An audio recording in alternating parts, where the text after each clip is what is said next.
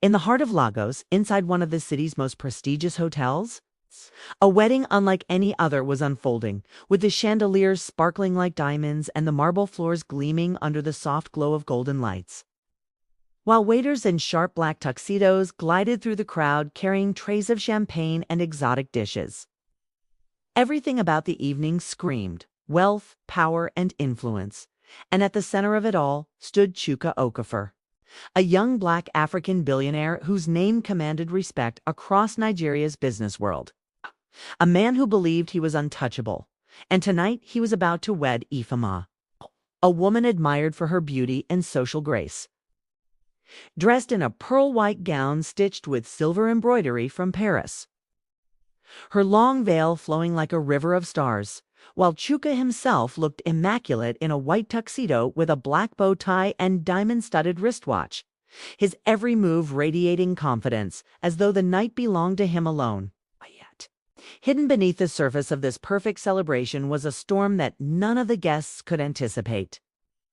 The hall buzzed with conversation as men in tailored suits discussed contracts and politics, while women in sequined gowns and high heels whispered about the lavish, the imported flowers, and the opulence that surrounded them.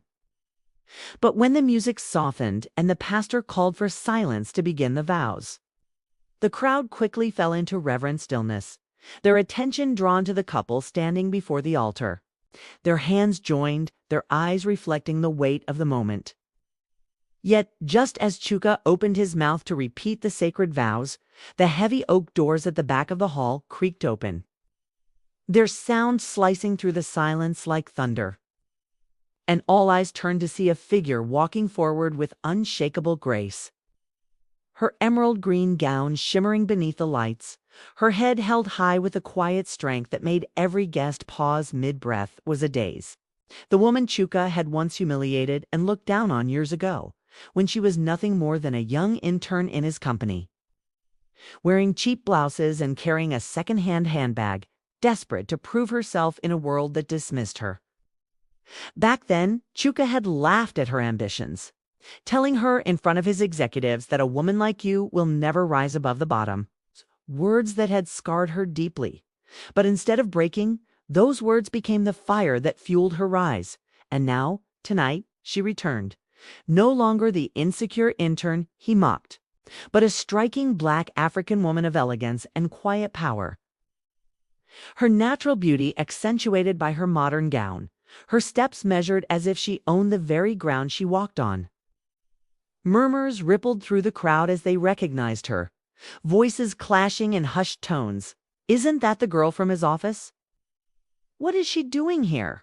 While the photographers, stunned, lowered their cameras, their lenses suddenly unworthy of capturing the tension building in the room. Chuka froze, his once confident smile collapsing, his eyes wide with disbelief, his heart pounding with the realization that his past had just walked into the most important day of his life. A daze, he whispered, barely audible, his voice trembling with an unease he had not felt in years. While beside him, Ifeoma's radiant smile faded into confusion, her grip tightening around his hand as she whispered, "Who is she, Chuka?" But he had no answer, only silence that deepened the weight of the moment. Ade stopped a few steps away from the altar, the emerald sheen of her gown glistening under the chandeliers. And with a calmness that defied the storm inside her, she spoke clearly, her voice carrying across the hall. Before you make your vows before God and these people, there is a truth that must be heard. The crowd gasped, women clutching their pearls, men shifting uneasily in their seats, while the pastor himself lowered his book, uncertain of what to do. Chuka's jaw clenched, his arrogance flaring as he tried to salvage his authority. "This is my wedding. Adeju have no right to be here," he snapped. But his voice cracked under the pressure, betraying the fear creeping into him.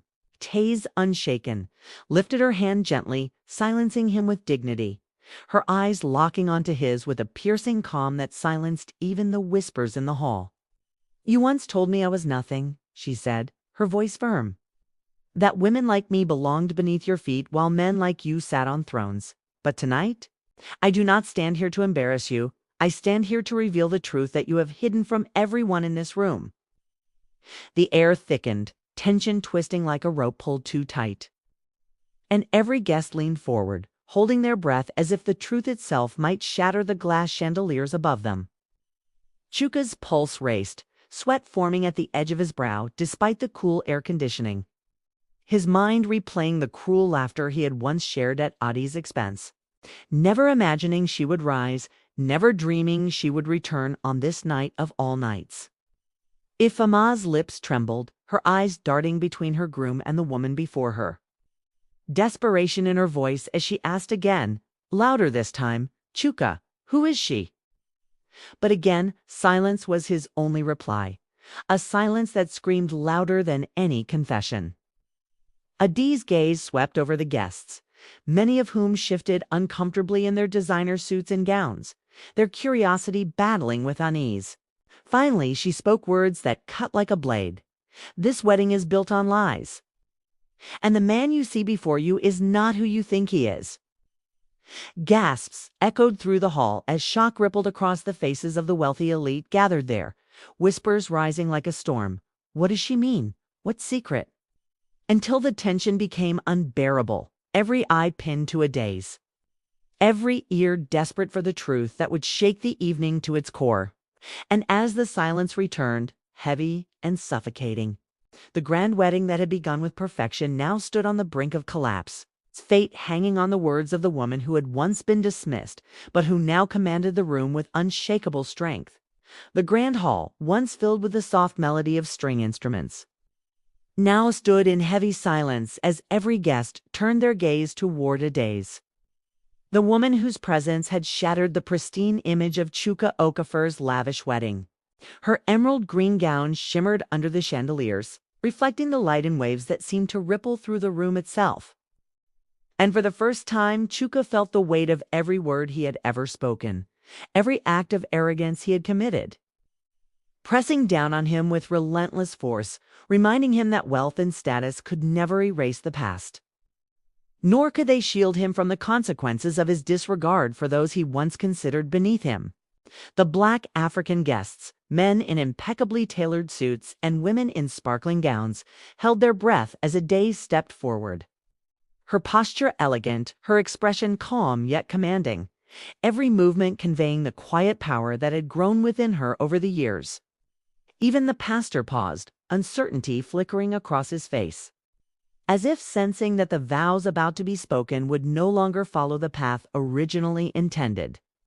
Chuka's eyes, usually sharp and self-assured, widened as he whispered her name under his breath, Adaze. He had not anticipated this moment, had never imagined that the intern he had mocked so mercilessly years ago would return to confront him not with vengeance, but with the truth, a truth so potent it could shake the foundations of his world. Ifeoma, standing beside him in her pearl-embroidered gown, took a small step back, her carefully curated smile faltering as she tried to comprehend the magnitude of the revelation unfolding before her, her fingers tightening around Chuka's hand, a mix of curiosity and unease dancing across her face while the guests murmured among themselves. Whispers echoing through the marble hall like waves of tension, all Black African professionals, families, and friends. Each of them captivated by the unfolding drama, recognizing the magnitude of what was about to happen. Adi's voice cut through the silence, steady and deliberate, yet tinged with emotion, carrying over the crowd in a way that demanded attention. "Chuka, you once told me that women like me were destined to remain at the bottom, that our dreams were nothing compared to your empire. You laughed at my ambition, dismissed my ideas, and ridiculed my presence in front of everyone. Yet here I stand, not broken, not diminished, but strong, capable, and unafraid to speak the truth." The room fell utterly silent, the chandeliers glinting above the gasps of shock and surprise from the guests. Men in modern suits exchanging glances, women in gowns clutching their handbags, all realizing that the balance of power had shifted, and that the man who had commanded admiration for years now stood vulnerable before them. Chuka's heart raced, his confidence crumbling as he remembered the precise moments when he had humiliated her, each cruel word and mocking glance replaying vividly in his mind, making him realize for the first time that his wealth, status, and grand gestures could not erase the moral weight of his actions, nor could they shield him from facing the consequences of the life he had built on arrogance. Adi's gaze swept across the hall, taking in every guest, ensuring that her words reached not just Chuka, but everyone present. A powerful lesson wrapped in dignity and grace. The empire you flaunt, the wealth you parade, and the power you wield came at a cost, she continued, her voice unwavering. A cost borne by those you believed you could overlook, the families and workers whose trust you betrayed, the lives that were quietly impacted while you celebrated your victories. The murmurs among the guests grew, some nodding in silent acknowledgement, others whispering anxiously, but all Black African. Dressed in the finest modern fashion, their attention fixed on the confrontation unfolding at the altar. Her face pale with realization, asked again Chuka. Is this true? But Chuka had no words, no excuses. The truth in Adi's presence and in her words was undeniable. He swallowed hard, his mind racing as he considered the enormity of his past mistakes. His arrogance now laid bare in front of friends, family, and colleagues alike. Ade, sensing the impact of her words, softened her tone, yet maintained the quiet power that radiated from her. I do not speak to humiliate you, Chuka, nor to take your place. I speak so that you may finally see the truth, so that you may understand the weight of your actions and perhaps find the courage to make amends. The tension in the room was palpable. Even the chandeliers seemed to dim under the intensity of the moment. As every Black African guest leaned forward, holding their breath, witnessing not merely a wedding, but the unraveling of arrogance, the confrontation of pride, and the emergence of justice and accountability. Chuka's voice, when it finally emerged, was low and trembling, a stark contrast to the commanding tone he had wielded for years. Ada's I never imagined you would return. I was blind to everything. Adi's eyes softened, a tear glistening in the corner. Yet her posture remained strong. Blindness can be cured with sight, Chuka, but sight without action is meaningless. You must choose how to proceed. Slowly, Chuka lowered himself to one knee before her. A gesture unthinkable to all who had known his pride, yet necessary to confront the depth of his failures. Teach me, Ades. Guide me to make things right, not only for myself, but for the people I have wronged, he said, his voice breaking under the weight of humility. The hall remained still, the Black African audience captivated by the sincerity in his tone, by the transformation taking place before their eyes. Ades studied him, weighing his words, the courage behind his vulnerability. And finally, with a nod, she replied, Change begins with accountability. Chuka, only by facing the truth and acting upon it can respect and trust be regained. The music slowly resumed, gentle and reflective as the tension softened and the lavish hall, filled with Black African men and women in modern attire, felt the shift from pride to humility, from deception to truth.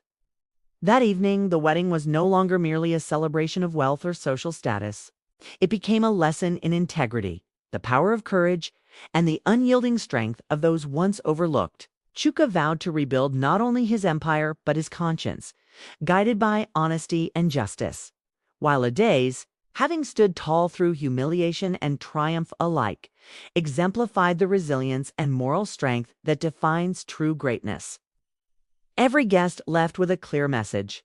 In African life, true power is measured not by wealth or status, but by integrity, accountability, and the courage to face one's mistakes with humility and action.